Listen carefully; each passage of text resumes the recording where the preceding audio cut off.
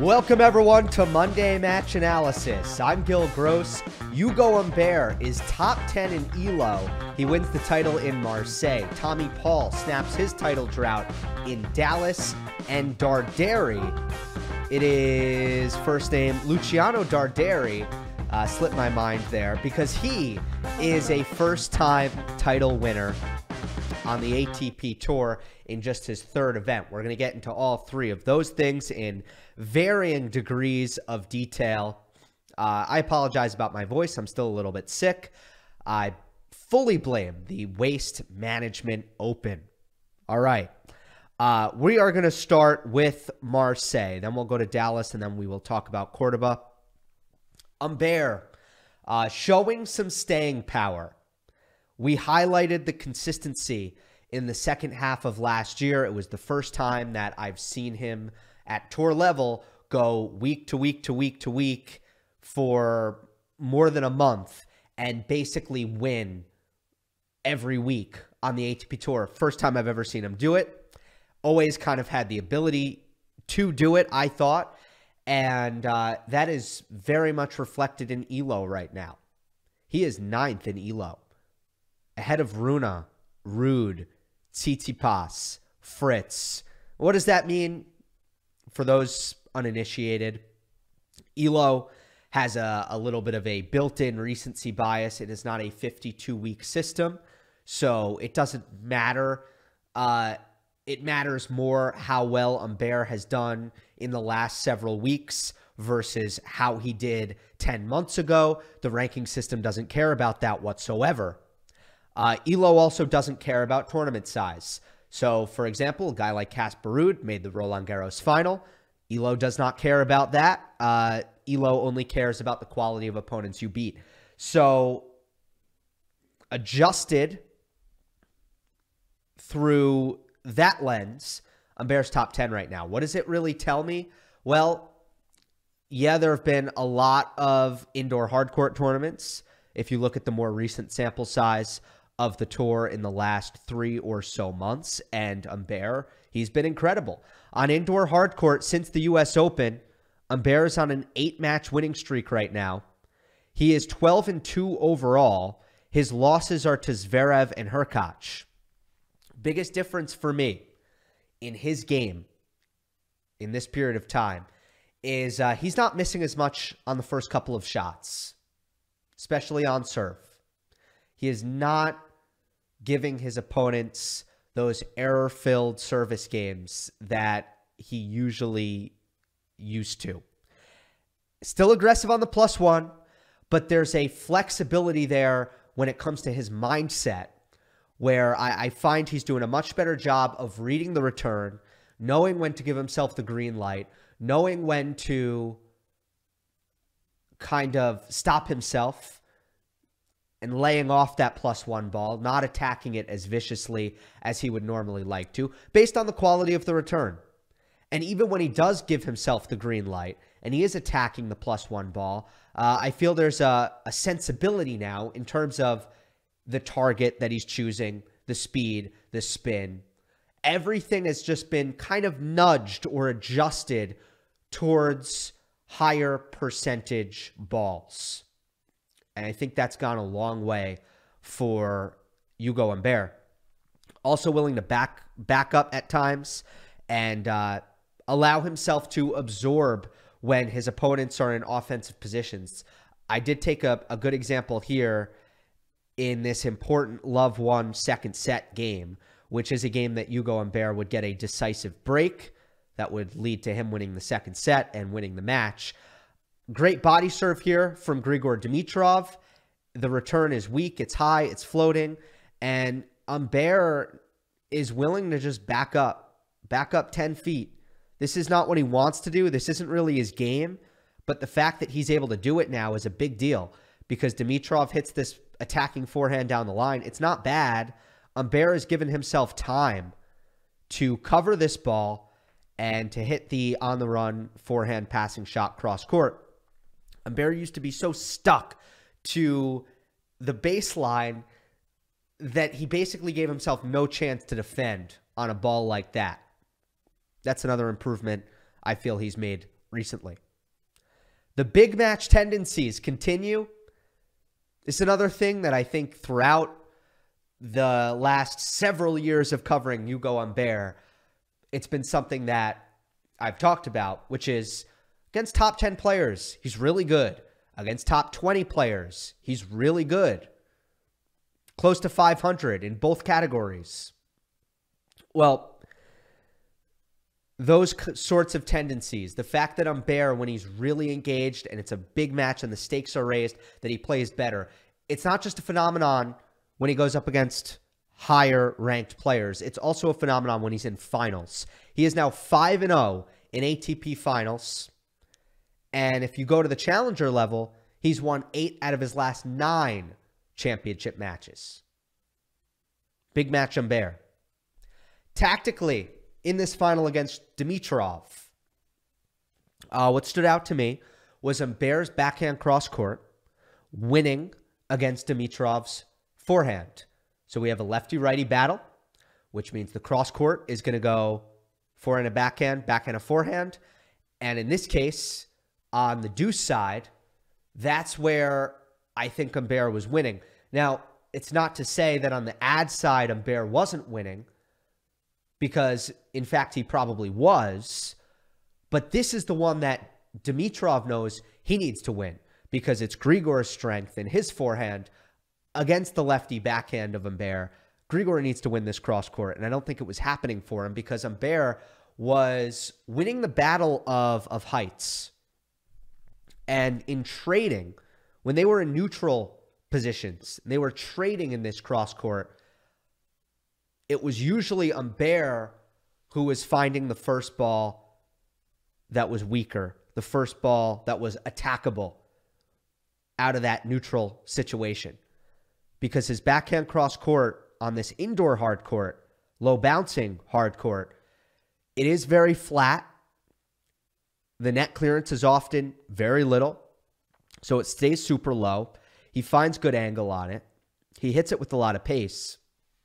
And what I was seeing from Dimitrov was a lot of these on-the-run kind of lifted buggy whip forehands where he's having to, again, lift the ball and hit with more height and more spin. And unless that ball is landing on the baseline, it's just sitting up into Humbert's strike zone to be crushed.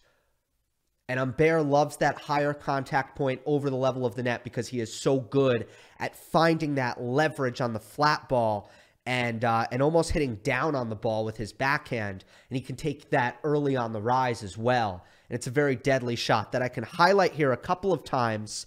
Here where it's Humbert actually using the backhand slice. Now, I saw it a lot of the time with Humbert using his drive backhand cross-court, which stays super low, just like a slice would. But in this case, I want to key in on some of the bigger points in this match. So here's a big one at 4-5 deuce, Dimitrov serving in the first set. Grigor right now is going to try to pattern change into the deuce side with his backhand slice down the line. Humbert, backhand slice cross court. And this one has a lot of depth, but it also stays low. And this is this lifted buggy whip, high, heavy forehand from Dimitrov that just isn't going to work in these conditions against this opponent. Humbert is going to take it on the rise, about shoulder level, cranks this cross-court angled winner. Beautiful shot. And then a little bit later on, we're going to see the same pattern. This is in the very next game with Humbert serving.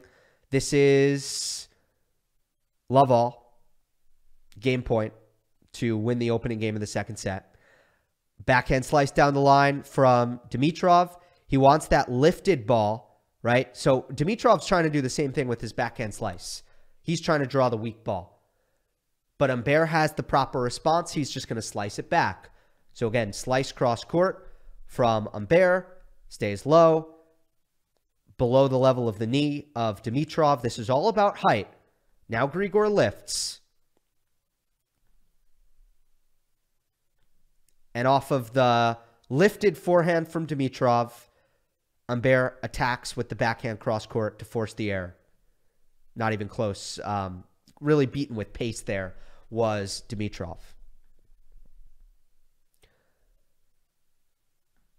This pattern, there was no forehand down the line threat from Dimitrov because the ball was staying so low off of the cross-court backhand of Humbert. And he was hitting a lot of forehands cross-court that were just getting attacked. There were also some huge points where Dimitrov played the cross-court forehand and made errors on it.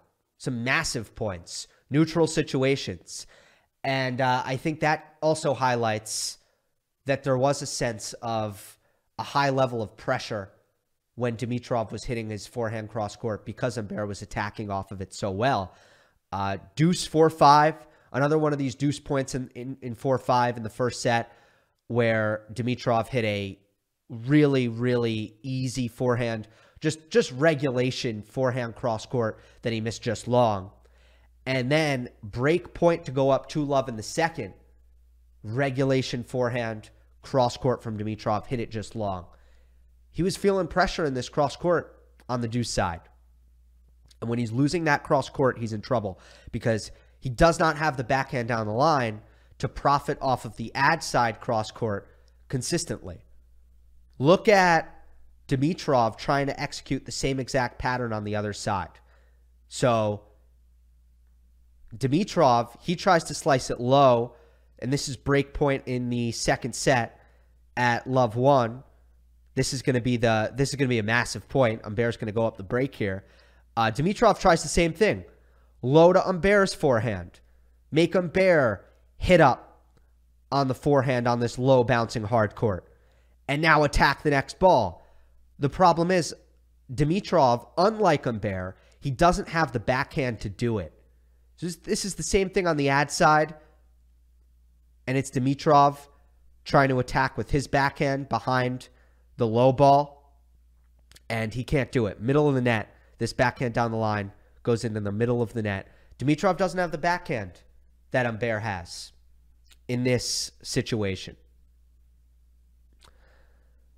Humbert's serve was also decidedly more deadly than Dimitrov's.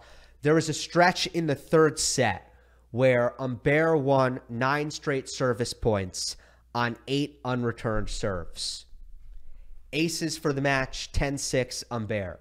Percentage, first serve percentage, very similar at the end of the match. But for Humbert, it was a steady 69%, where it felt like there wasn't really any point in the match where his first serve started misfiring in bunches.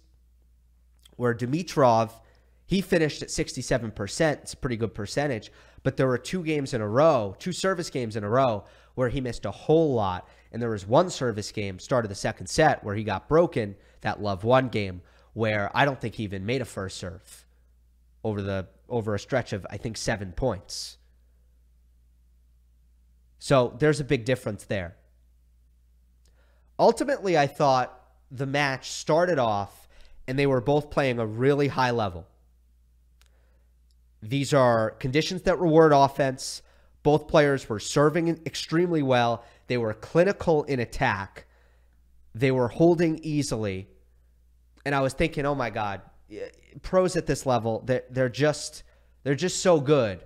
Like, there's so many points right now being won off of beautiful serve execution, just highest level of offense, not a lot of errors, just perfect execution all around. But the level dip came at 4-5 from Dimitrov.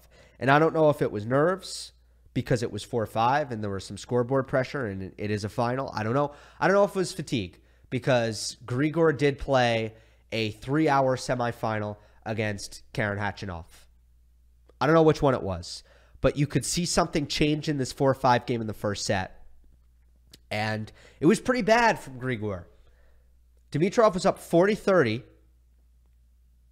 and he made 5 unforced errors on the next 9 points. 3 on the forehand, 1 on the backhand, 1 double fault. There was only 1 point. So Humbert, in that 9 points, he won 6 of them when it was all said and done. So 5 unforced errors from Dimitrov. There's one point that Humbert won on his own terms. It was a point that I actually already showed you via screenshots. It was the Humbert backhand slice that was deep that Dimitrov had to hit the high topspin forehand cross court that Humbert stepped in and hit the backhand winner off of. Kind of met it early on the rise. Not that early, but on the rise, and just ripped that backhand cross court winner off of Dimitrov's cross court forehand. So that was that.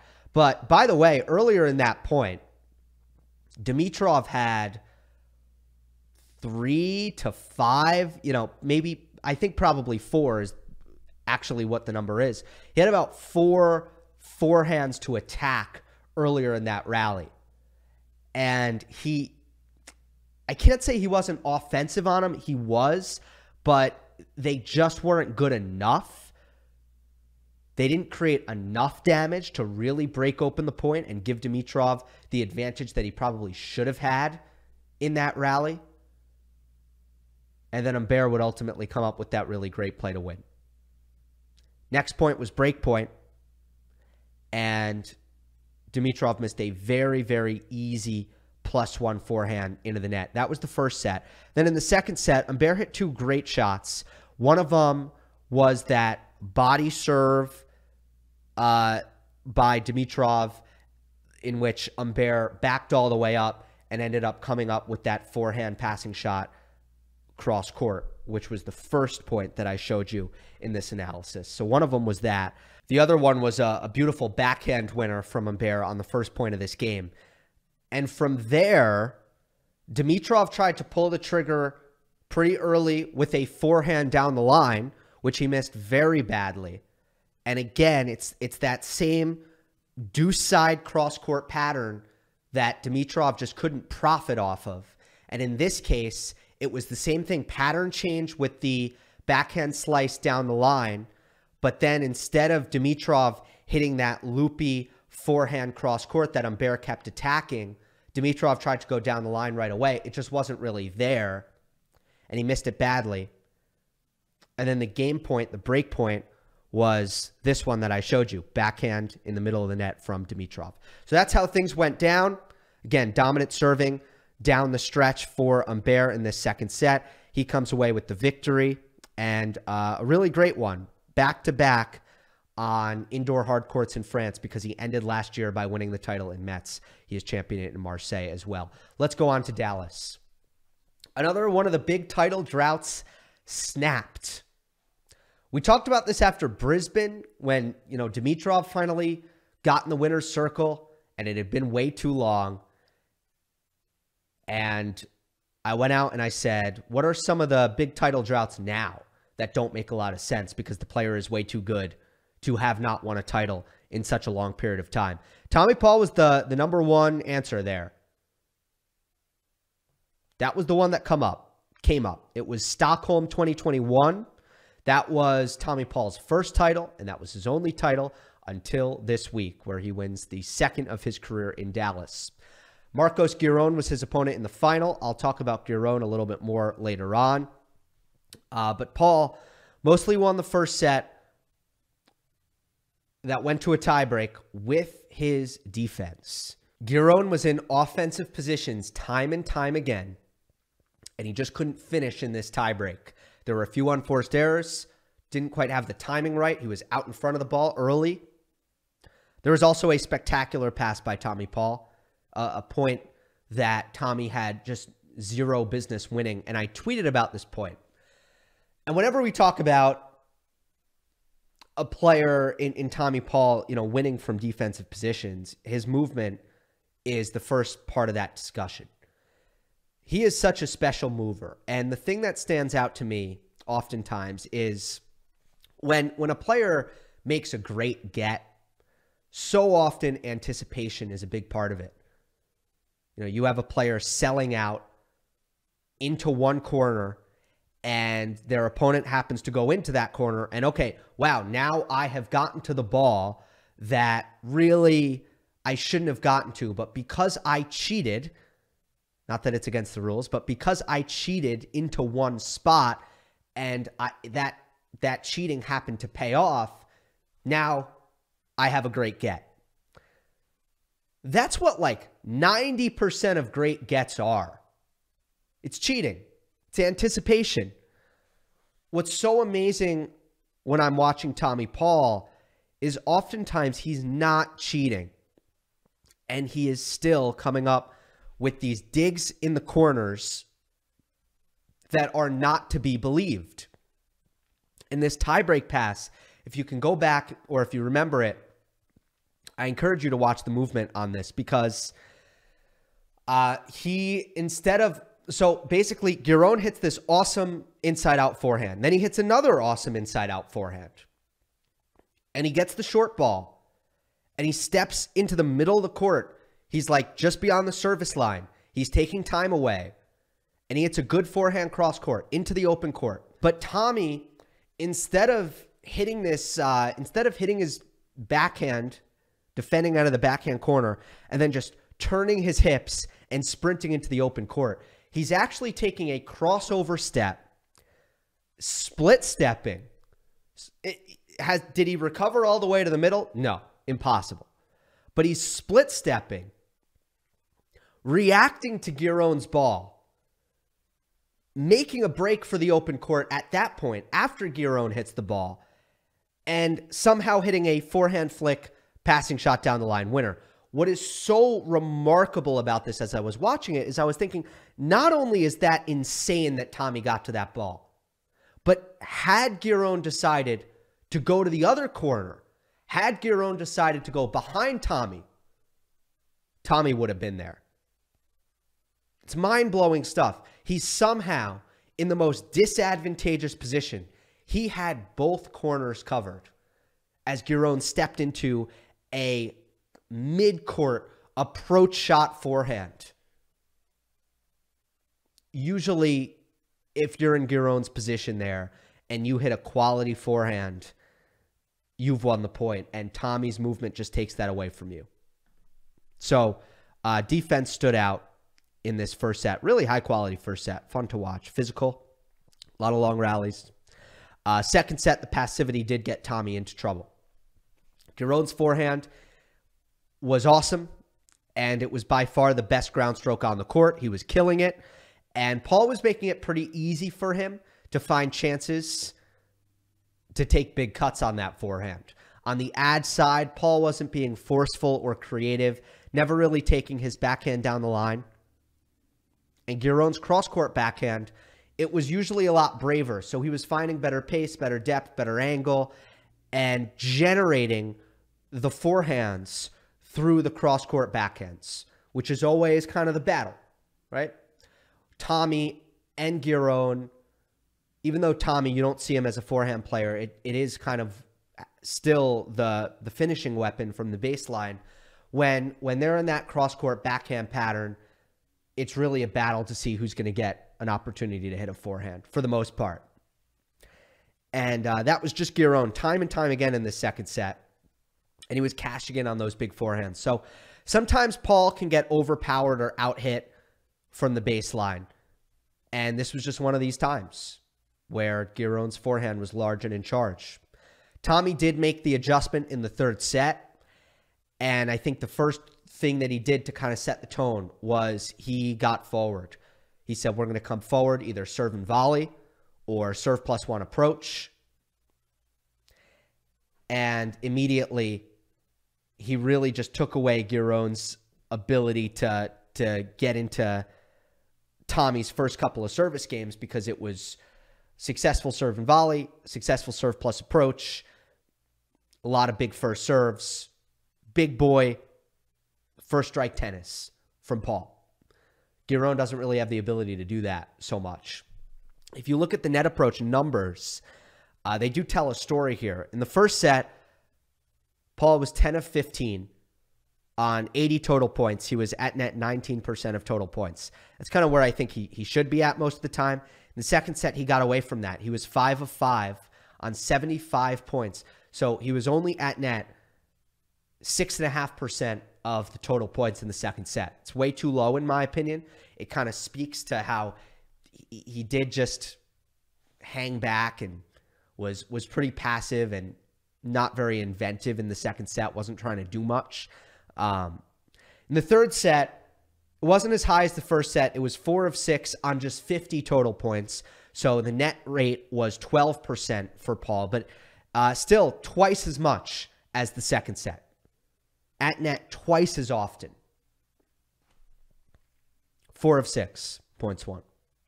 Paul also mixed in a few more backhands down the line.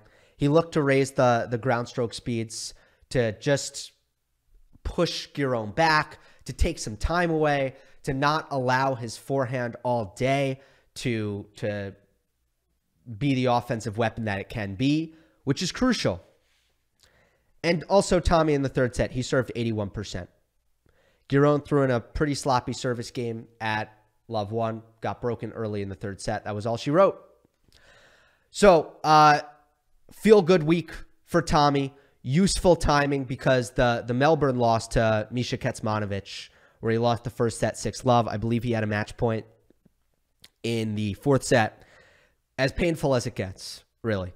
So, I'm sure this will go a long way in wiping that pain away.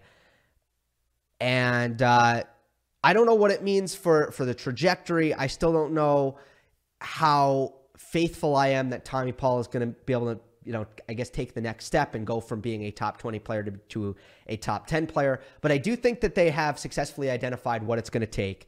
And it just seems like he's trying to up the ground stroke speeds. And he recognizes that for all the places where he's done great work and he's kind of closed the gap and all the things he does at a pretty elite level in terms of the movement and the athleticism and the fact that he can play an all-court game and he can attack through the midcourt, great transition game, and finish at net.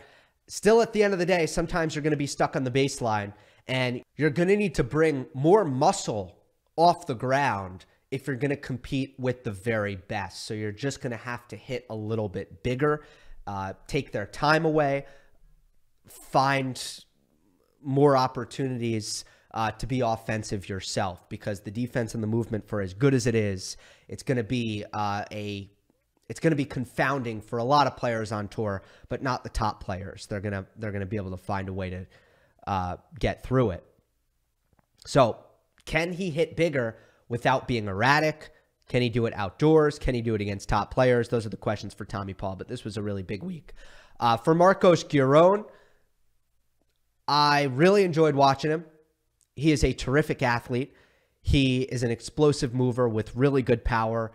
I love how proactive he is in terms of how he goes about winning his first serve points. He is a spot server. He places it out wide. He attacks the +1. He can really bomb the forehand. But what I guess I want to just highlight is how good he's been against top 20 players over the last stretch. So you take his last 6 matches against top 20 players, and you have 4 wins. And by the way, all 4 wins are dominant. None of them were close matches. He beat Casper Ruud in Tokyo and Felix Auger-Aliassime in Tokyo. Both times, straight sets, decisive. He beat Tiafoe in Dallas and Mannarino in Dallas. That was his quarterfinal and his semifinal. Neither match was close. Not at all. And then his 2 losses now to top 20 players. Ben Shelton in Tokyo, when Shelton was playing really, really well. And that was 6-4 in the third. Tommy Paul here in Dallas, this was 6-3 in the third. So not only is he 4-2 in his last 6 matches against top 20 players, but if you look at the score lines, it gets even more impressive. Lastly, on Luciano Darderi, 21-year-old Italian, I believe of Argentine heritage. He wins his first ATP title, coming through the 3rd ever final between qualifiers since the ATP launched in 1990. taking out Facundo Bagnis, the 34-year-old Argentine veteran, the clay court challenger maestro, Facundo Bagnis. For Darderi, just his third tour-level main draw. He came into the week just one ATP win to his name. He won a challenger title in Lima, Peru earlier this year, but he was coming off of a second-round challenger loss when he came into the Cordoba qualifiers, and he wins it. One of the more out-of-nowhere titles.